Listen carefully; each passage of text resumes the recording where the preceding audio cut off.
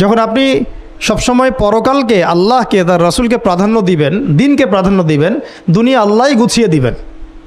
আর যখন আপনি মানে দুনিয়াকে সর্বোচ্চ অগ্রাধিকার দিবেন, দিন আপনার কাছ থেকে দূরে সরে যাবে। দিনের একটা গায়রত আছে, একটা ব্যক্তিত্ব, দিনের একটা স্বতন্ত্র গায়রত আছে, সে সবার কাছে ধরা দেয় না। যে তাকে মূল্যায়ন করে তার কাছেই দিন আসে, যে তাকে মূল্যায়ন করে না তার কাছে দিন আসে না। তো দিনদার ছেলেকে প্রাধান্য না দিয়ে বিয়ে করতে যায় না, জীবনটা ধ্বংস হয়ে যাবে। হ্যাঁ, আমি বলছি না দিনদার ছেলে মাদ্রাসাতেই থাকে, না, জেনারেল লাইনেও থাকতে পারে, ডক্টরও হতে পারে, ইঞ্জিনিয়ারও হতে পারে, কিন্তু এটা বাহ্যিকভাবে এটাকে জাস্টিফাই করাটাও ডিফিকাল্ট। কিছু কিছু ক্রাইটেরিয়া দেখে আপনি একটু আন্দাজ করতে পারেন, পুরোপুরি হয়তো কখনোই বুঝতে পারবেন না।